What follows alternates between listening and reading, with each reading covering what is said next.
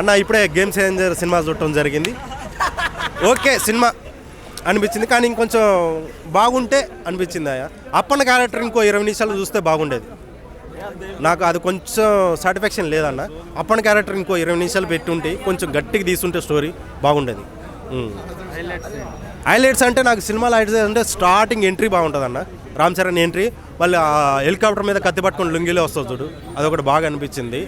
మిగతాది ఓవరాల్ అయితే routine story భయ. మనకి ఎక్స్పెక్ట్ చేసింది అయితే సినిమాలో అయితే ఏం లేదు.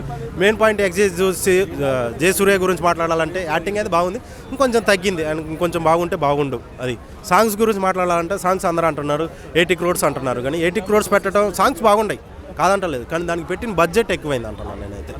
కొంచెం తగ్గిన ఇంకొంచెం ఒక నిమిషం. కానీ అప్పన్న క్యారెక్టర్ని అయితే చంపేస్తారు భయ. అప్పన్న మెయిన్ పాయింట్ ఏంటంటే నత్తి ఉంటుంది భయ అప్పన్నకి. దానివల్ల మాట్లాడటం రాక మన ఫ్రెండ్ వాళ్ళ ఫ్రెండ్ని శ్రీకాంత్ని నుంచోబెడతాడనమాట. దానివల్ల మనోడు సీఎం అవుతాడు, మనోడు సీఎం అయ్యి మనోడిని చంపేస్తాడు భయ దానివల్ల. ఓకే ఓవరాల్గా cinema one time watchable. Collection గురించి చెప్పడం అంటే మిగతా వచ్చే 2 సినిమాల మీద డిపెండ్ అయి ఉంది భయ సినిమా.